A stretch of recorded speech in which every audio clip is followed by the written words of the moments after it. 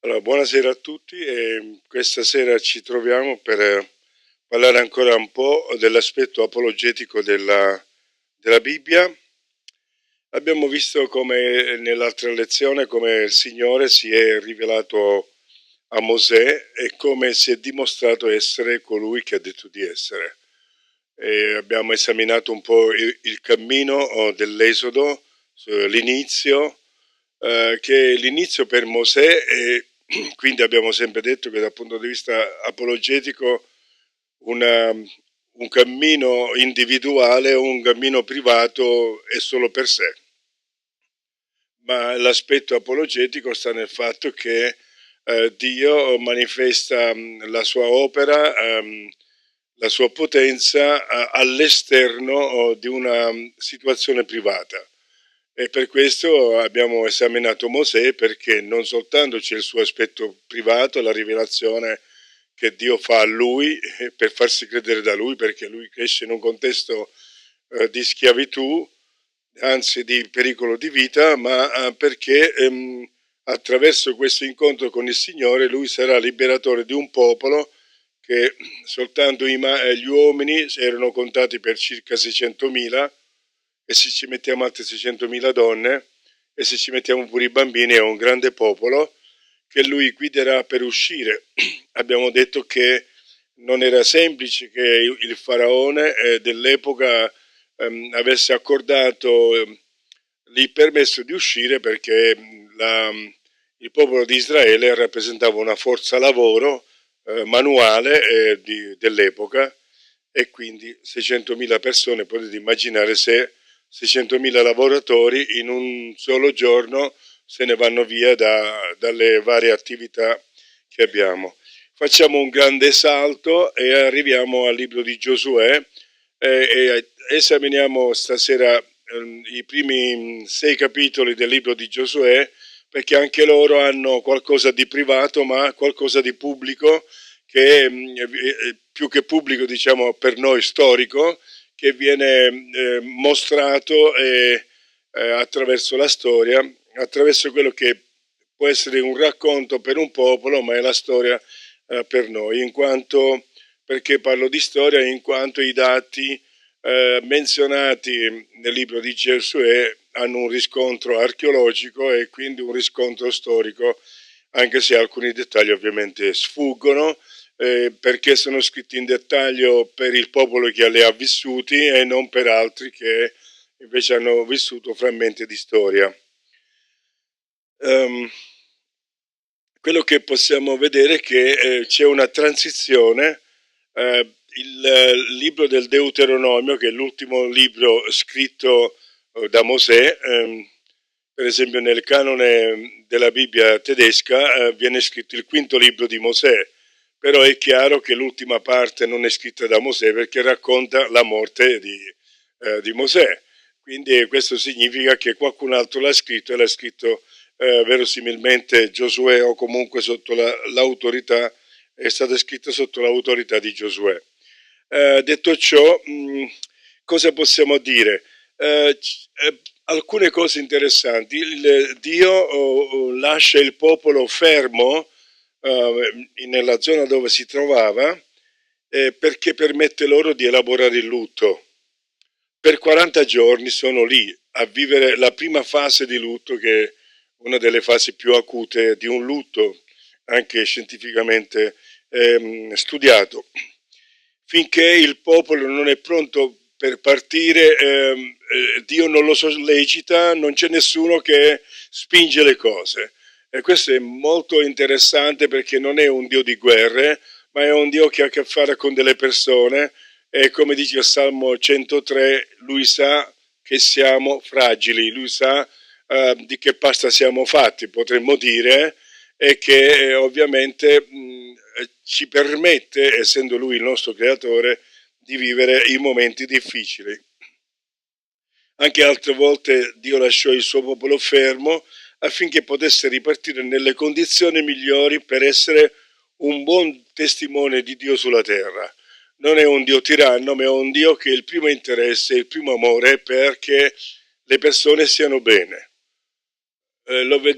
a partire dalle prime pagine della Bibbia, quando c'è stata la creazione dell'uomo, dell'essere umano, già viene qualificato come qualcosa di molto buono. Tutto era buono, tutto era bello, ma era molto buono.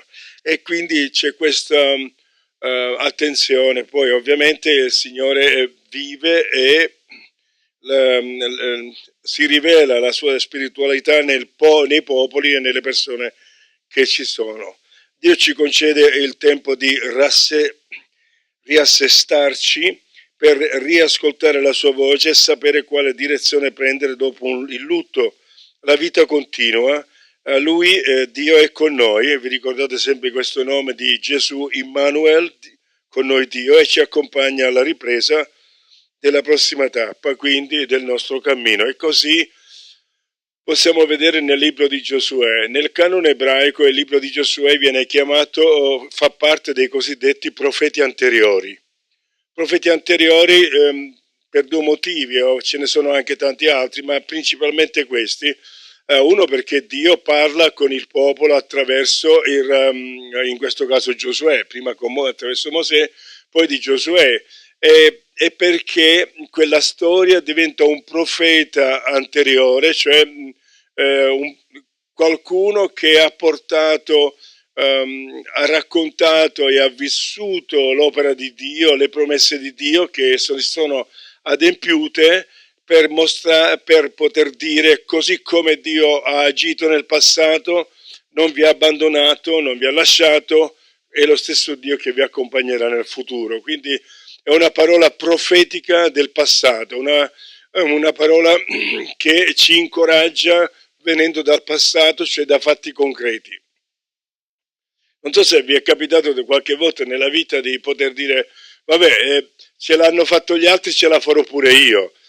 Ce l'ha fatto lui, ce la posso fare io. Non per disprezzare chi ce l'ha fatto, ma perché questo ci incoraggia che una persona umana ha potuto fare questo, lo posso fare anch'io. Mi ricordo quando ho cominciato a pensare che non potevo fare a meno dei computer. Per me era una tragedia, era un trauma, cioè che cos'è stu coso che, insomma. Però quando ero alla facoltà teologica in Svizzera mi ha incoraggiato un fatto, che uno dei professori, che era quasi vicino alla pensione, lui usava il computer. Io all'epoca avevo una trentina di anni e la cosa che mi ha incoraggiato è stata questa: se Monsieur Dubois ce l'ha potuta fare, ce la posso fare anch'io, che sono un po' più giovane, quindi, e comunque ce l'ho fatto. Quindi questi fatti che hanno una parola profetica per il futuro. Scusate. Il nome di Giosuè significa Yahweh salva, Yahweh porta la salvezza, e quindi Giosuè è già il messaggio, ha il nome del messaggio della sua opera. Nel popolo ebraico, cioè nel mondo ebraico, il nome è molto importante, molto più di quello che noi occidentali riusciamo a dare, perché per noi è appartenere a un casato, a una famiglia, ma tante volte il nome è dato per tramandare, diciamo, un nome, una stirpe, mentre nel nome ebraico il nome rappresentava anche la portata della persona, il ministero della persona, l'identità e a volte anche la dignità della persona. Il libro di Giosuè quindi incomincia con questa preoccupazione. Perché possiamo parlare di preoccupazione? Perché deriva soprattutto dal primo capitolo e da diversi punti che vengono detti successivamente. Come si fa a sostituire un uomo come Mosè? Per esempio nella Bibbia c'è scritto che non ci fu sulla faccia della terra uomo più mansueto di Mosè, per dirne una. Quindi nemmeno Giosuè. Però come si fa a sostituire un uomo di questa portata? E soprattutto che lui vede la terra promessa da un'altura e non introdurrà il popolo dentro, diciamo, la terra promessa, che io ho portato questa carta che praticamente la rappresenta un po' grosso modo, e perché parlo di questa preoccupazione? Perché giustamente Giosuè, che è abbastanza grande, che ha vissuto 40 anni di deserto, quindi possiamo dire che aveva forse una cinquantina di anni, insomma, più o meno, però il fatto è che Giosuè adesso deve sostituire Mosè. 40 anni di vita nel deserto sono stati fatti, sono stati vissuti, lui era, diciamo, il secondo dopo Mosè, comunque era uno dei collaboratori più principali di Mosè, ha visto tante cose, ha sostenuto Giosuè in momenti critici, però adesso Mosè non c'è. E noi ci accorgiamo tante volte dell'importanza della persona che abbiamo avuto accanto, anche se era anziana, anche se soltanto quanto manca. Quando manca non c'è. I principali eroi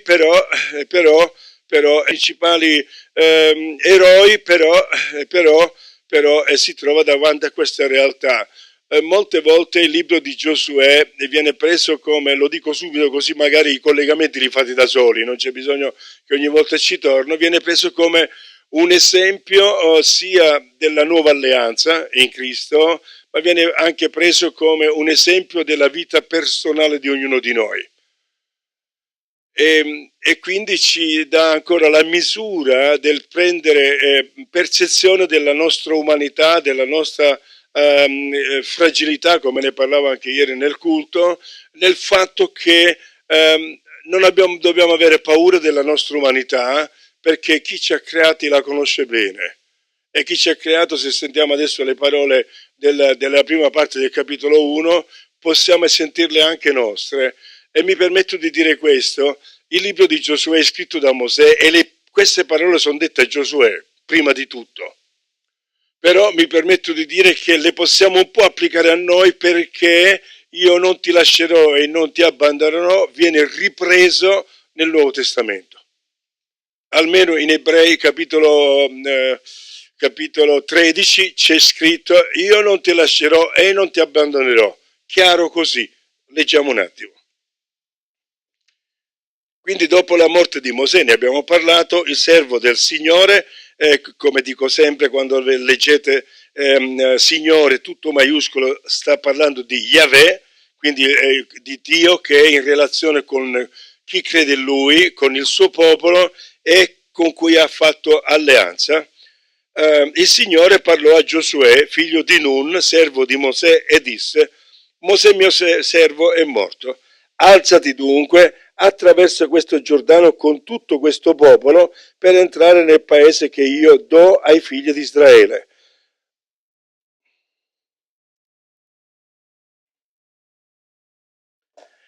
Ogni luogo che la pianta del vostro piede calcherà, io ve la do, come ho detto a Mosè, dal deserto e dal Libano che vedi là, sino al gran fiume, al fiume Eufrate, tutto il paese degli Ittiti, sino al Mar Grande, che poi sarebbe il Mediterraneo, verso occidente, quello sarà il vostro territorio. Nessuno vi potrà resistere di fronte a te e tutti i giorni della tua vita. Come sono stato con Mosè, così sarò con te. Io non ti lascerò e non ti abbandonerò.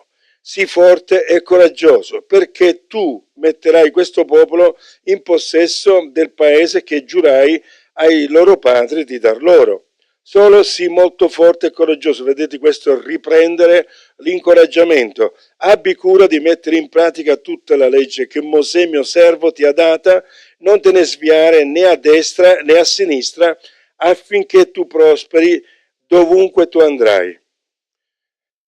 Questo libro della legge non si allontani mai dalla tua bocca, ma meditalo giorno e notte. Abbi cura di mettere in pratica tutto ciò che vi è scritto, perché allora riuscirai in tutte le tue imprese, allora prospererai. Non te l'ho io comandato? Sii forte e coraggioso, non ti spaventare, non ti sgomentare, perché il Signore, il tuo Dio, sarà con te dovunque tu andrai. E in questa frase il Signore, quindi Yahweh, Dio dell'alleanza, il tuo Dio, cioè l'Onnipotente, sarà con te dovunque andrai. Quindi vedete come a ripetizione lo incoraggia. E non perché Giosuè è debole, è uno dei soldati più valorosi che ha conosciuto questo popolo, che esce dall'Egitto come un gruppo di schiavi, ma ci viene detto nel capitolo 11 del libro dei Numeri, al versetto 4 se non erro. Pensate un po' che metamorfosi di questo popolo. Sto leggendo da Numeri, capitolo 11, versetto 4, dice: l'accozzaglia di gente raccogliticcia che era tra il popolo fu presa da concupiscenza. C'è il fatto che da un popolo che veniva da una schiavitù, dove aveva perso identità, dove aveva perso storia, dove aveva perso... Allora viene portato a essere un popolo che diventa l'esercito di Dio, diventa un popolo che ha poi la propria storia, la propria dignità, e questa storia la dà il suo Dio. Così questo Dio che si è rivelato attraverso di Mosè ha mostrato di essere chi è, lo farà attraverso di Giosuè. Quindi una parola che si può sottolineare in questo testo è la continuità. La continuità perché Mosè, cioè Giosuè avrà la parola scritta da Mosè, quello che viene chiamata la legge, ed è un po' improprio questa parola perché la parola in ebraico Torah significa istruzione. Sapete quando c'è scritto il libretto di istruzioni, cioè come usare qualcosa, quindi il primo senso della parola Torah significa istruzione, cioè ci sta dicendo come funzionare, come funzionano le cose. Ovviamente quando noi non seguiamo le istruzioni sbagliamo, e la parola viene, dice Henri Blocher, è un decano della facoltà di teologia di Parigi, dice la parola viene dal tirare con l'arco, quindi ti sta dicendo se segui questa istruzione come si dice, raggiungerai l'obiettivo, raggiungerai il bersaglio. E qui c'è il bersaglio, qui c'è lo scopo. C'è lo scopo che si trovano alle porte della terra promessa, quindi stanno venendo dal sud e si trovano alle porte della terra promessa e la devono conquistare. Qui è già conquistata con questi disegni qua che vedete, insomma, tutto questo, ma praticamente ancora non c'è niente, c'è soltanto, sappiamo che è lì, e dalle alture di queste montagne qua a Mosè gli è stato mostrato tutto quello che sarebbe stato questa enorme valle percorsa dal Giordano, che sarà la loro eredità. Cosa avrà lui? Giosuè a disposizione ha la parola che Dio stesso diede a Mosè. Parliamo sempre dei 10 comandamenti che sono il riassunto di tutto il resto. Ci sarà la presenza di Dio con lui, dello stesso Dio che è stato con Mosè, e quindi tutto questo sarà gli elementi che lo accompagneranno. Se volete è un po' come noi, abbiamo la scrittura, ma abbiamo la presenza in noi dello Spirito Santo. Ora non pretendiamo di essere né Giosuè né Mosè e nessun altro, siamo noi stessi, sapendo che abbiamo gli elementi che ci possono aiutare ad andare avanti. Lui riceverà 2 incoraggiamenti, uno sono dal Signore direttamente, ma anche un incoraggiamento da parte del popolo. Ed è importante come lui è sostenuto da queste 2 parti, però il popolo, così come il Signore dice io come sono stato con Mosè sarò con te, il popolo gli dice noi ti seguiamo, però mi raccomando che il Signore come è stato con Mosè sia con te. Cioè la garanzia anche per il popolo che vuole seguire il progetto è ancora il Signore che fu con Mosè, cioè questo Signore che mostrò a Mosè di essere chi è. Questo è un po' un altro spunto che possiamo vedere, ve li dico così, magari se poi leggete il libro di Giosuè per i fatti vostri potete, molto bene seguire la lettura. Lo schema del racconto è uno schema ciclico. Ogni argomento viene menzionato e poi viene preso e ripreso, preso e ripreso, preso e ripreso. Vedremo un po' di esempi. Quindi le cose che vengono annunciate, poi vengono annunciate normalmente così, da Dio a Giosuè, da Giosuè ai sacerdoti e poi dai sacerdoti ai leviti, oppure ancora da Giosuè al popolo. Quindi ogni volta che c'è qualcosa da fare, ogni volta che c'è un passo nuovo da fare, un'impresa nuova da fare, c'è questa comunicazione prima da parte di Dio a Giosuè, poi Giosuè si fa il portaparola per i sacerdoti, quindi la struttura religiosa del momento. La struttura religiosa del momento si organizza per quello che deve essere e Giosuè parla ancora al popolo per organizzarlo, perché anche il popolo ha una struttura o un modello per poter andare avanti e seguire il Signore. Un'altra cosa interessante è che ci sono diverse strategie applicate, strategie che vengono direttamente a volte da Dio, ma strategie che invece molte altre sono ispirate dal buon senso delle persone.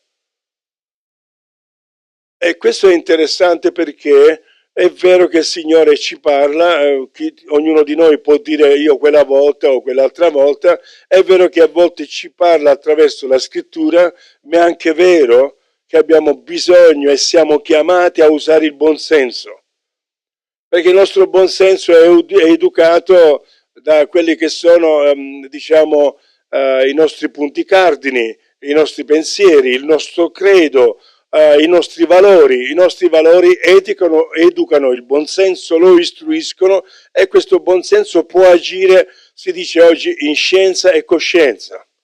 Non abbiamo bisogno di leggerci tutta la Bibbia da Genesi a Apocalisse prima di prendere una decisione. Ma man mano che noi veniamo educati, come dice in Prima Timoteo 3,16, se non ero secondo, sì, che tutta la parola è buona per istruire affinché l'uomo di Dio non manchi di nulla, e quindi tutta questa istruzione viene integrata in noi e alimenta il nostro buon senso, in modo che non c'è bisogno di dire aspetta un attimo che vedo. Il Signore non è un Dio di consultazioni come si possono consultare i maghi o altro, aspetta che giro le carte, no? Il nostro Dio ci lascia vivere la nostra vita, educa la nostra coscienza attraverso i principi e i valori che Lui ci dà nella sua scrittura. Un altro aspetto interessante è che Israele in questi capitoli, lui sarà da un popolo che viaggia a un popolo residenziale, quindi da un popolo abituato a vivere in un continuo movimento a un popolo che si installerà, si introdurrà in un territorio. Per questo motivo c'è la legge o il decalogo, possiamo dire, è citato 2 volte. Uno è nell'Esodo, dove c'è l'inizio del cammino, dove ci sarà l'uscita dell'Egitto, e uno è nel Deuteronomio, che significa seconda legge, non perché sarà nuova, ma sarà il decalogo applicato alle persone che adesso saranno residenziali. Mentre lì è il decalogo per le persone che partiranno, prenderanno in viaggio. Un'altra cosa interessante è che all'uscita dell'Esodo, abbiamo visto l'altra volta, celebrarono la Pasqua. Durante tutto il deserto non fu celebrato la Pasqua, ma la ricelebreranno una volta che saranno qui nella terra promessa. E un po' ci fa ricordare Gesù che fa l'ultima cena con i discepoli e poi dice io non la celebrerò più se non nella nuova realtà dei cieli. Quindi vedete un po' come ci sono dei collegamenti molto facili, molto evidenti tra una realtà e l'altra. Qualcosa che ancora cambia e sono fatti storici. Nel capitolo 7 magari forse è meglio trattarli dopo. Adesso scorriamo un attimo i capitoli, io ce l'ho al solito nei miei foglietti, mi sarebbe piaciuto appiccicarli al muro e guardarli insieme e vedere questi salti o questi cicli che si ripercorrono nei vari capitoli del testo. Se volete ricordarvi come sono disposte le tribù di Israele, potete imparare questa come si dice, questa frase, non è la finestra, allora, Nazimed, Bengiusi e Dan Megrub. Nazimed sono tutte vedete, Neftali, Asher, Issachar, Zabulon, Nazimed, fino a qua, va bene? Poi c'è, e poi fino a Dan,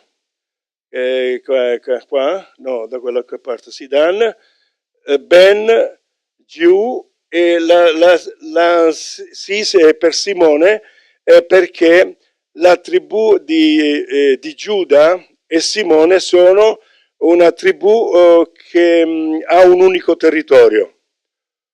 Quindi non ci sarà un territorio, Giuda ha il territorio, Simone no. E comunque è una tribù assimilata, tutte e due hanno un solo. E invece da questa parte invece abbiamo Dan, che è da qualche parte qui, Dan, G, Rub. Quindi Dan, Manasse, Gad e Ruben. Ho portato questa carta per dirvi che nel racconto ci sono delle cose straordinarie anche da vedere, cioè la solidarietà del popolo. Quando Mosè arriva qui, ci sono queste tre tribù, Manasse, anzi sono tre e mezza, perché c'è Dan si stabilirà, no, c'è Gad, Ruben e Manasse. Come vedete Manasse ha un grande territorio perché avevano tanti figli, quindi l'eredità viene distribuita in modo proporzionale e quindi metà tribù di Manasse si installa qui e l'altra dopo. Questo significa che l'installazione di queste tribù avviene prima del passaggio del Mar Rosso. Del Giordano, scusate, il Mar Rosso era già passato da un pezzo, da 40 anni comunque. Quindi del Giordano, grazie Silvano. Oh, mi raccomando, cioè. E quindi correggete quando qua andiamo oltre. Quindi quale sarebbe stato il pericolo? Il pericolo sarebbe stato che, vabbè, noi già stiamo bene. C'è un momento in cui questi dicono a Mosè, Mosè, siamo un po' stanchi, vorremmo adesso stabilirci. E per noi stabilirci qui va bene. Mosè lo concede, però gli fa promettere agli uomini in armi, alle persone, diciamo, pronte a combattere, per dire le vostre mogli, i vostri bambini, gli anziani rimarranno qui, ma voi, quelli che siete in età e in forza di combattere, sarete con i vostri fratelli finché la conquista sarà completata. E questa è una solidarietà negli obiettivi. È molto importante poter avere questo.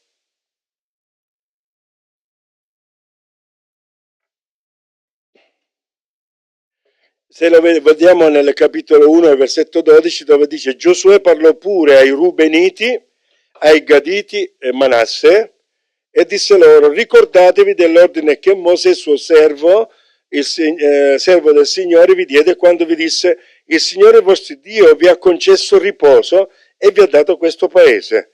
Le vostre mogli, i vostri bambini, le vostre bestiame rimarranno nel paese che Mosè vi ha dato di qua dal Giordano, ma voi siete forti e valorosi, passerete in armi alla testa dei vostri fratelli. Quindi erano l'avanguardia, cioè proprio stavano lì e si parla di 40.000 uomini, non si parla di un numeretto così. E quindi è tutto finché tutti quanti possiamo vivere lo stesso beneficio.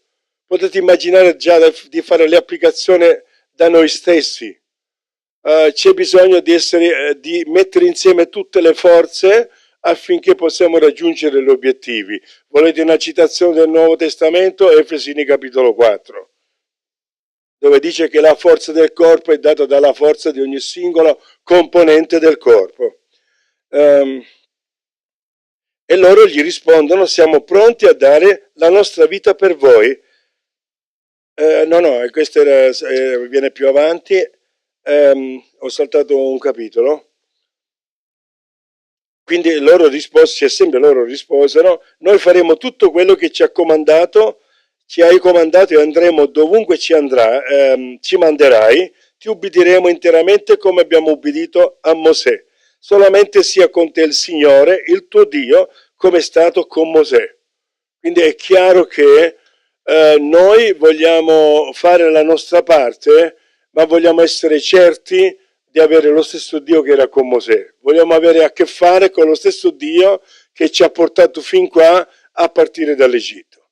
E questo è interessante, poter ognuno di noi percepire questo. Tutto quello che succede ha una certa, come si può dire, risonanza nella zona intorno di dove si trovano. Loro si trovano in questa parte qui del Giordano, Gerico è qua, in questo punto, quindi tutto il popolo è installato qui ed è proprio davanti a Gerico che passeranno il Giordano e ci sono tutti i preparativi. La prima, un capitolo, una cosa che accade, scusate, è la presenza di Giosuè. Prima di fare la traversata manda due soldati che vanno a vedere com'è il paese che conquisteranno e porteranno delle buone notizie. E loro vanno in una casa che è costruita sulle mura di Gerico ed era la casa di una prostituta. Interessante questo. Una prostituta accoglie tutti, quindi accoglie pure questi qua, che capisce poi che sono due israeliti e che questa donna gli racconta che già tutti sanno quello che è successo,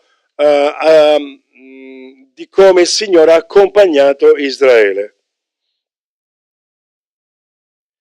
E versetto 8 del capitolo 2 dice: prima che le spie si addormentassero, Raab salì da loro sulla terrazza e disse a quegli uomini: io so che il Signore vi ha dato il paese e che il terrore del vostro nome ci ha invasi e che tutti gli abitanti del paese hanno perso coraggio davanti a voi.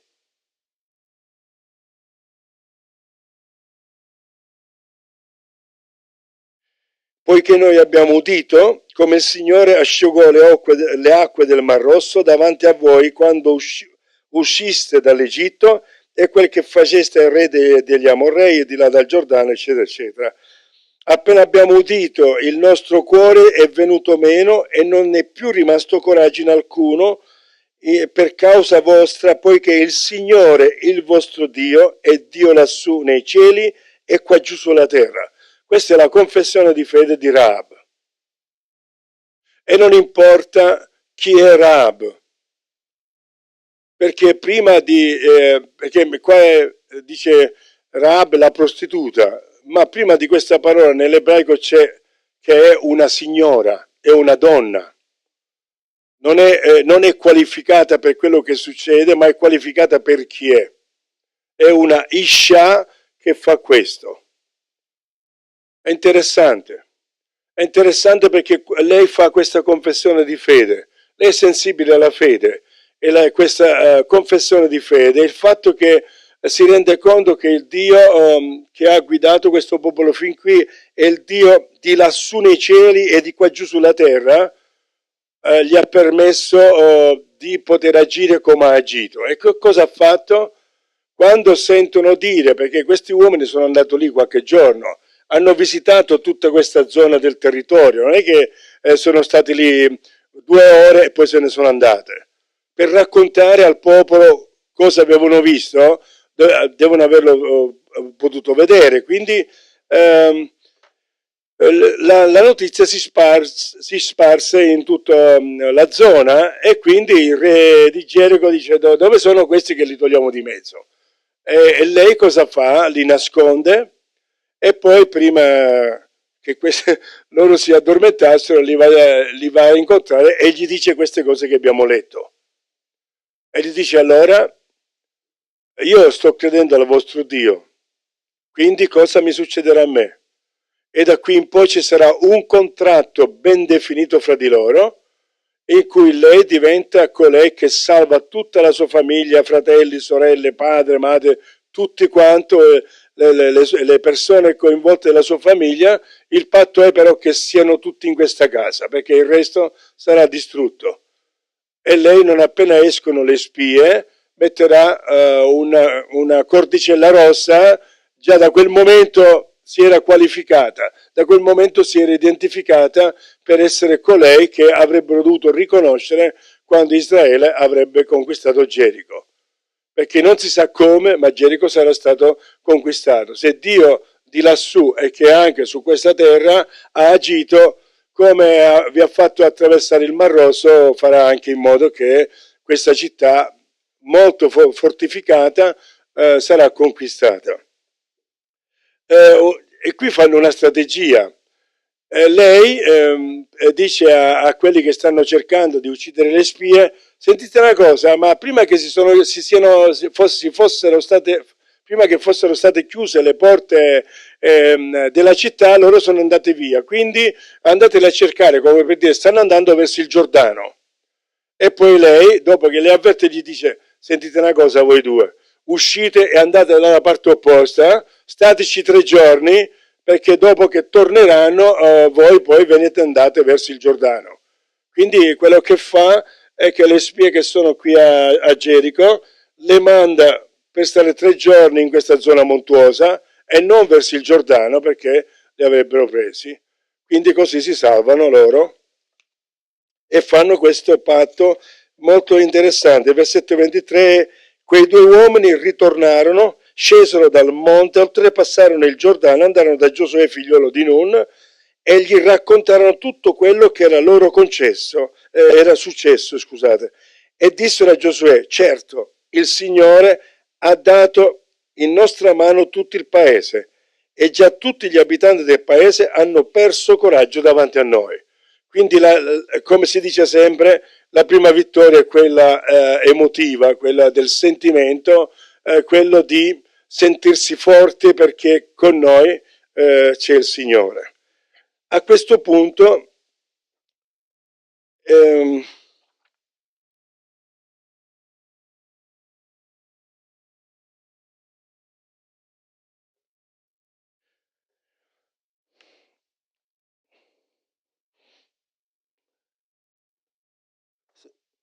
sto cercando di dirvi il primo ponte di cose.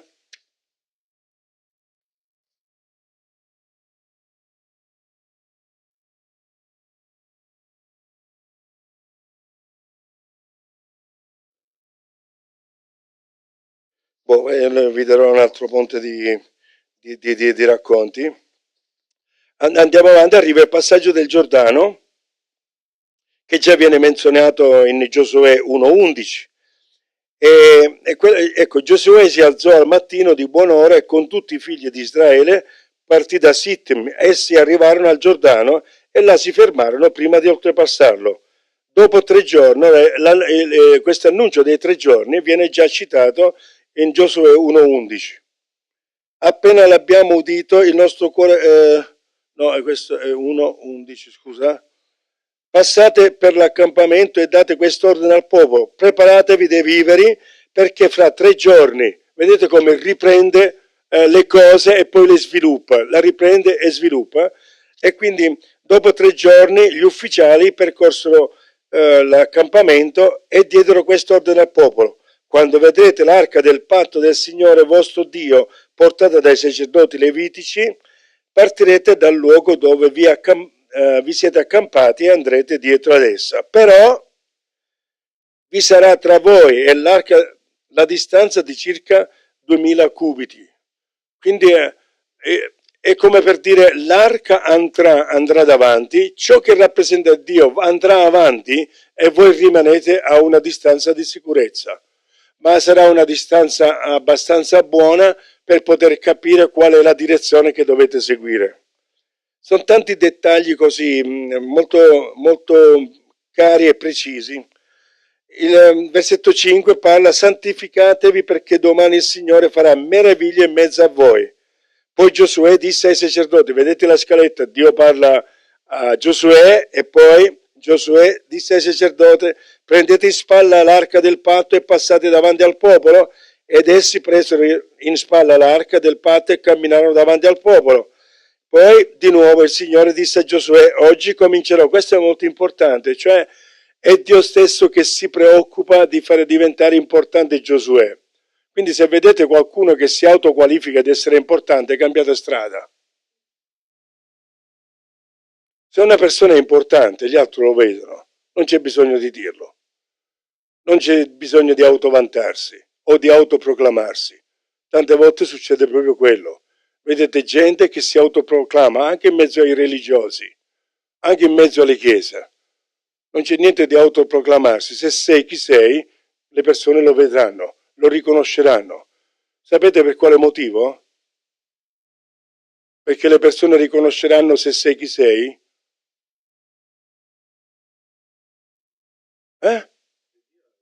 No, perché siamo intelligenti. Perché il Signore ci ha dato quella intelligenza comune per capire chi abbiamo vicino a noi e davanti a noi. E vi chiedo sempre, vi incoraggio a non lasciare mai il cervello nel congelatore, specialmente quando vi trovate davanti a persone che si autoproclamano, si autodefiniscono, tutto quello che volete. Poi, se lo Spirito Santo vi dice qualche cosa, ascoltatelo pure. Dobbiamo essere prudenti, ci dice la Bibbia, vigilanti, semplici come colombi, quindi capaci di ascoltare tutti, di vedere tutti nella semplicità, ma prudenti e anche astuti, perché i serpenti sono prudenti e anche astuti. La parola in greco significa tutte e due cose. Prudenti, furbetti, astuti come i serpenti. Invece tante volte viene messo l'accento su essere semplici e diventiamo oggetti nelle mani di persone che possono anche essere abusatori spirituali. Chiusa la parentesi. Quindi poi di nuovo il Signore disse a Giosuè, lo ritroviamo questo nel capitolo 4, versetto 14, oggi comincerò a renderti grande agli occhi di tutto Israele, affinché riconoscono che come fui con te, così sarò con te. Questo è importante, cioè Giosuè sarà visibile, sarà chi guiderà il popolo, ma la condizione fondamentale, come si dice sine qua non, è che lo stesso Signore che è stato con Mosè sia anche con Giosuè. E il Signore dice a Giosuè: tranquillo, ci penso io. Cioè dire, ci penso io a rivelarmi attraverso le cose che ti comanderò di fare e ti dirò di fare. Quindi per Giosuè è lì e gli rimane solo l'ascolto del Signore.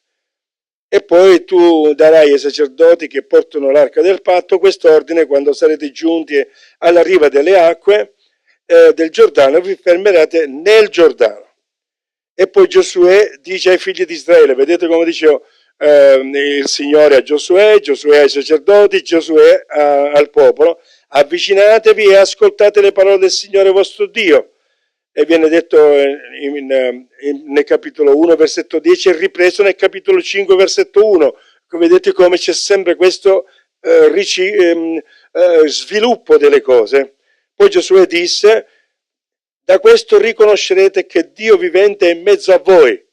Quindi il Signore ha appena parlato a lui, ma la cosa importante è che il popolo possa sapere e percepire che Dio è con loro e che egli scaccerà certamente davanti a voi i Cananei, gli Ittei, gli Evei, i Ferizei, i Gergisei, gli Amorrei, i Gebusei. Erano tutti popoli che erano presenti in questa zona. Ecco l'arca del patto del Signore di tutta la terra sta per passare davanti a voi per entrare nel Giordano. A questo punto introduce qualcosa.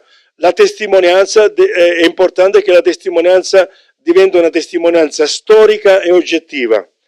E per esempio dice: prenderete dunque 12 uomini fra le tribù di Israele, uno per tribù. È quasi ferma. Ma poi va al capitolo 4, versetto 2 e farà una specifica. Vediamo se lo trovo, il capitolo 4, versetto 2, quindi 3.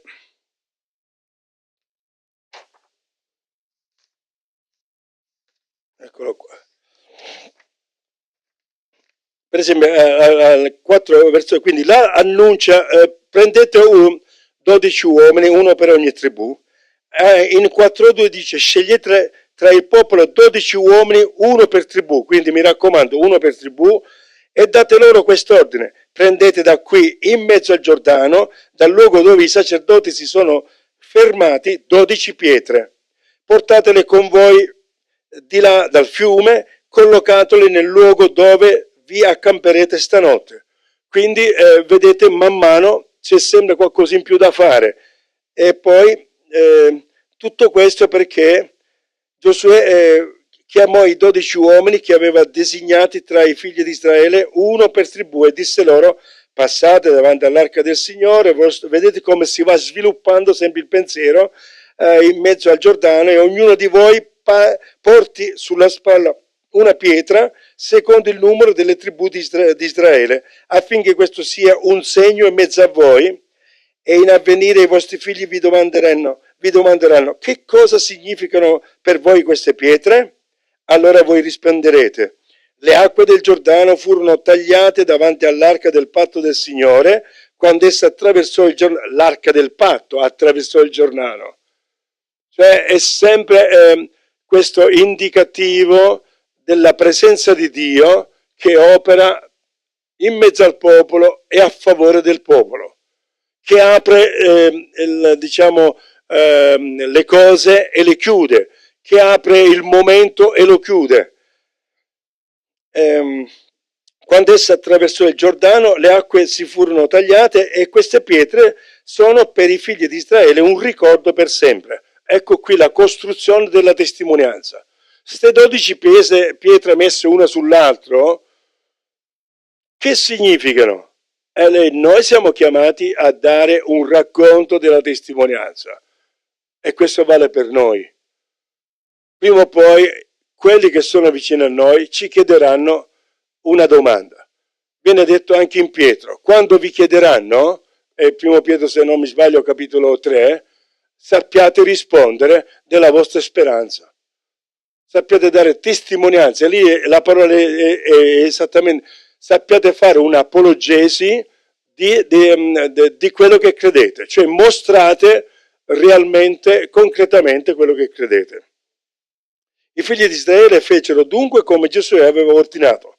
Presero 12 pietre di mezzo al Giordano, come il Signore aveva detto a Giosuè, secondo il numero delle tribù di Israele, dei figli di Israele. Portarono con sé di là dal fiume del luogo dove avrebbero passato la notte, e là le collocarono. Giosuè fece rizzare pure 12 pietre in mezzo al Giordano. È interessante, come se fa un equilibrio. Togliamo 12 di pietre di qua e le mettiamo sulla terra, sull'asciutto, e 12 pietre dall'asciutto vengono messe là. Perché probabilmente quando poi l'acqua si abbassava si vedeva questo mucchio di pietre, come per dire da qui siamo passati. E questo è un luogo, ma comunque fa mettere pure una testimonianza dentro dove c'era l'acqua, nel luogo dove si erano fermati i piedi dei sacerdoti che portavano l'arca del patto e vi sono rimaste fino ad oggi. Questa è una parola di testimonianza. Cioè, quando fu scritto questo libro, ora Giosuè raccoglie più o meno 25 anni di storia, ma quando è stato redatto il testo, lui dice le pietre sono ancora là, non le ha tolte nessuno. E poi riprende che, come è stato annunciato e l'istruzione è arrivata, i sacerdoti che portavano l'arca rimasero fermi in mezzo al Giordano finché tutto quello che il Signore aveva comandato a Giosuè di dire al popolo fu eseguito conformemente agli ordini che Mosè aveva dato a Giosuè, e il popolo si affaticò a passare. Vedete come c'è sempre questo intreccio tra quello che ha detto Dio a Mosè, adesso lo dice a Giosuè, e tutto è nella stessa linea e nella stessa traiettoria.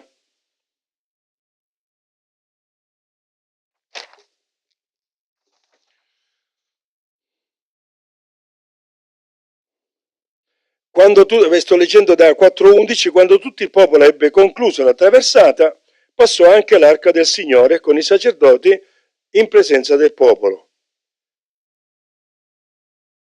E i figli di Ruben, come era stato detto nel capitolo 1, versetto 12, i figli di Ruben, Gad e la mezza tribù di Manasse, quindi quelli che sono qui, vi ricordate? E voi andrete davanti ai vostri fratelli in armi? E loro erano lì.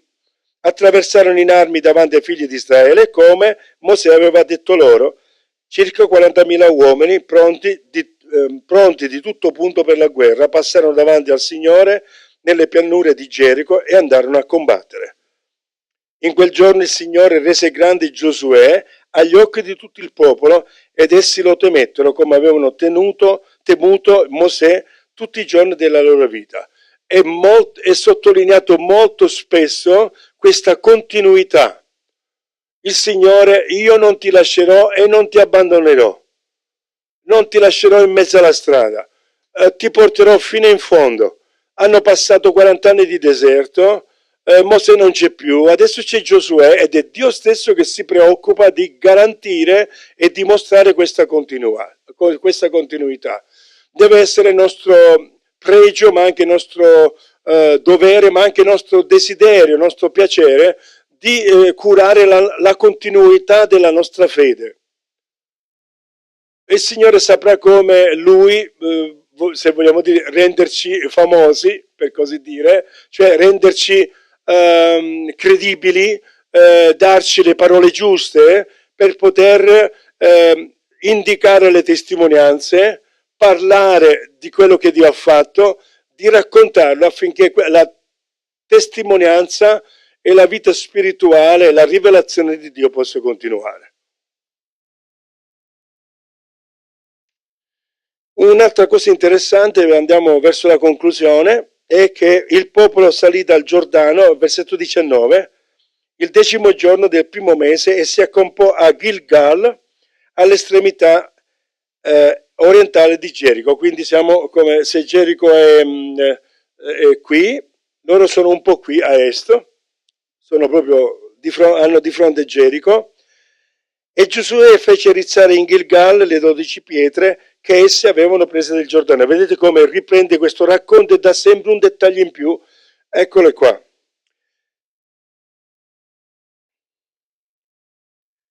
Versetto 21, poi parlò ai figli di Israele e disse loro: in avvenire i vostri figli domanderanno ai loro padri: che cosa significano queste pietre? Allora voi lo farete sapere ai vostri figli e direte: Israele attraversò questo Giordano all'asciutto. Infatti il Signore vostro Dio ha prosciugato le acque del Giordano davanti a voi finché foste passati, come il Signore vostro Dio fece nel Mar Rosso, ed egli prosciugò finché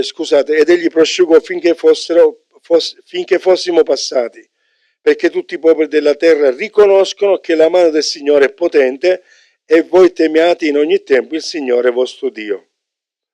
Una cosa che è interessante da dire è che ehm,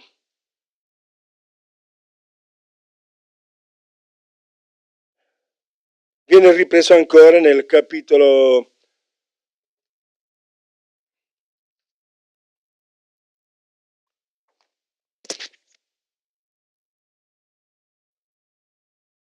Volevo dire che Gilgal significa il fatto che il Signore ha tolto da sopra le loro spalle l'obbrobrio, viene detto, il vituperio di ciò che aveva marcato la loro vita di schiavi.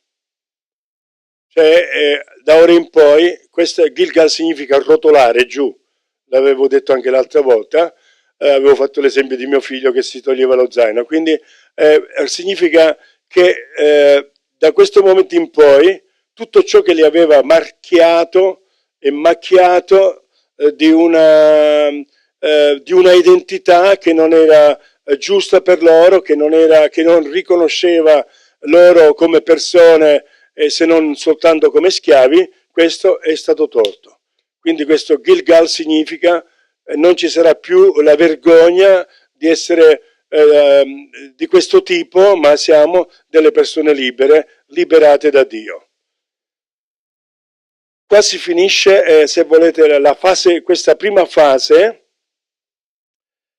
e c'è una transizione, versetto, capitolo 5:1, quando tutti i re amorrei che erano di là dal Giordano verso occidente, tutti i re cananei che erano presso il mare udirono che il Signore aveva prosciugato, vedete la testimonianza del Signore che passa, aveva prosciugato le acque del Giordano davanti ai figli di Israele, finché fossero passati il loro cuore venne meno e non rimase più in loro alcuno coraggio di fronte a Israele.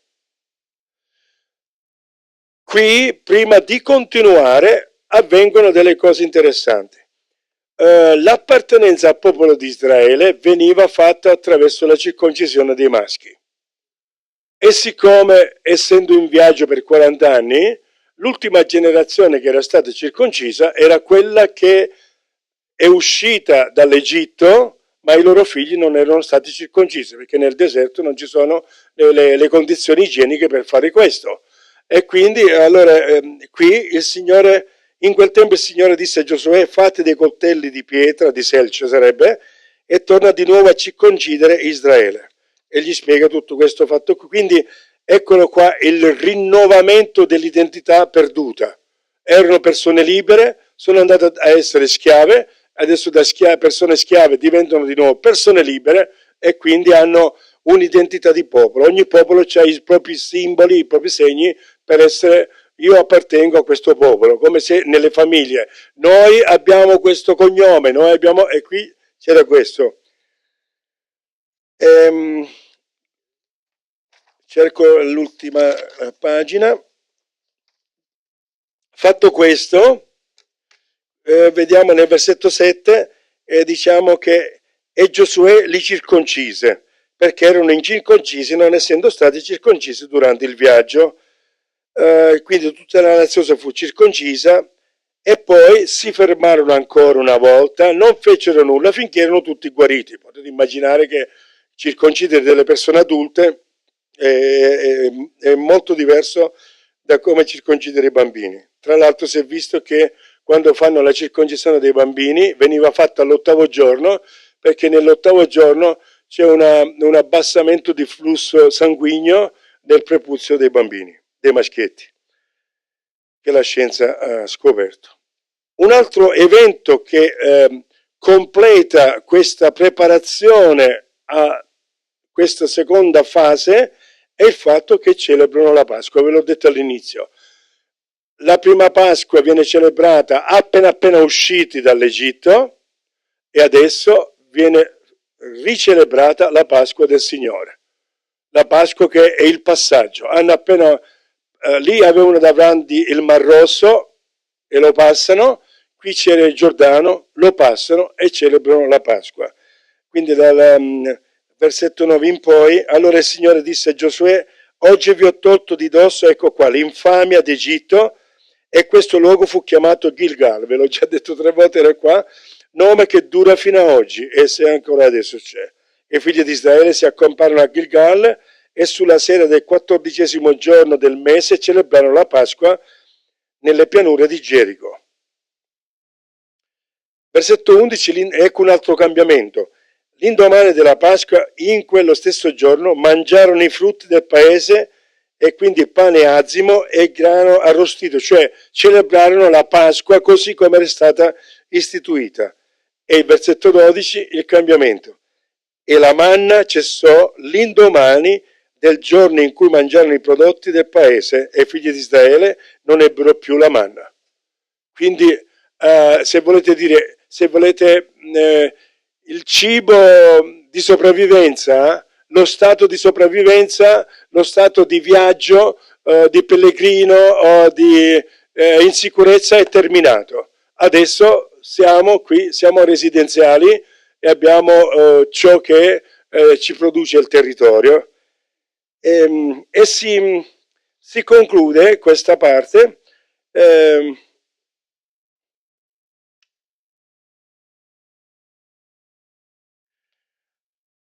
mentre Giosuè era presso il Gerico, alzò gli occhi e guardò ed ecco un uomo in piedi che gli stava davanti, tenendo in mano la spada sguainata, e Giosuè andò verso di lui. Giosuè era un tipo un po' coraggiosetto, non era uno così che... Si vede questo qui davanti, con la spada davanti, e lui gli va a chiedere: sei tu dei nostri o dei nostri nemici? E quello rispose: no, quindi non è né dei vostri né dei vostri nemici. È interessante questo. Dio è autonomo, non è Dio di questo o di quell'altro, Dio è Dio, punto. Semmai siamo noi che gli possiamo appartenere. E qui siamo sulla stessa linea. Allora, no, io sono il capo dell'esercito del Signore, arrivo adesso. Allora Giosuè cadde con la faccia a terra e si prostrò e disse: che cosa vuol dire il mio Signore al suo servo?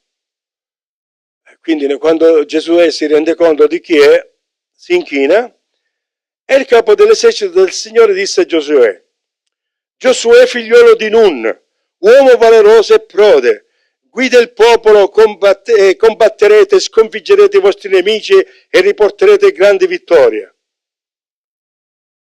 Salvatore mi guarda strano. No, non dice questo. Assolutamente no. Gli dice questo: togliti i calzari dai piedi, perché il luogo dove stai, è santo. E Giosuè fece così. Prima di tutto il resto, quando siamo alla presenza del Signore, è importante sapere che siamo alla presenza del Signore. Così come accadde a Mosè, accadde anche a lui. Questo, se volete, è un segno privato. Così come il Signore gli disse al pruno ardente, a Mosè: togliti le scarpe, intanto togliti le scarpe che qua è un territorio santo, anche qui c'è la presenza di questa teofania, di questa, diciamo, visione di Dio, e quello che gli chiede il Signore non è il valore, non è quante medaglie avrà e quante vittorie deve ancora produrre, no, gli dice: mettiti nella giusta posizione e riconosce davanti a chi sei. E in modo semplice togliti le scarpe, perché il luogo dove ti trovi è santo. Tra te e me non avere niente che ti, come si dice, ammortizza, cioè quando noi ci togliamo le scarpe siamo a contatto diretto con il terreno. E quindi gli sta dicendo: tu togli tutto ciò che ti impedisce di essere a contatto diretto con la santità. Se il luogo è santo, cioè se questo terreno è santo, le scarpe mi isolano, no? Difatti, perché si mettono le scarpe di gomma gli elettricisti? Per essere isolati. Non si sa mai, succede qualcosa, sono isolati. E il Signore ci dice: togli l'isolante dalla santità, togli ciò che ti separa dalla santità, ciò che ti separa dalla presenza mia, dalla santità di Dio. Non dalla santità di chiunque sia, ma quando noi siamo alla presenza del Signore, facciamo in modo di godere della presenza del Signore. E Giosuè fece così. Da lì in poi, lo dico a parole, il Signore comanda come devono fare per conquistare Gerico, e non dovranno avere le spade, no, faranno un giro ogni giorno, devono fare silenzio, poi l'ultimo giorno faranno 7 giri in un giorno e poi grideranno e lì ci sarà. E la cosa che chiede il Signore, lo dico a voce perché il tempo stringe, chiaramente, è che là dove si trovano, potete immaginare questa città quanto è grande, e ci sono questi tanti uomini e donne intorno, ognuno doveva salire dritto, potremmo dire in modo assiale, davanti a sé sulla città.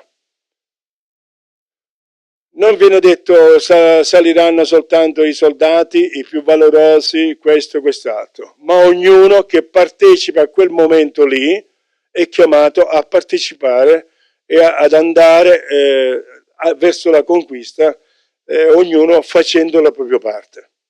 E questo posso dire, concludiamo qui, come gruppo, come chiesa, come famiglie, come collettività, che ognuno possa fare sempre la propria parte.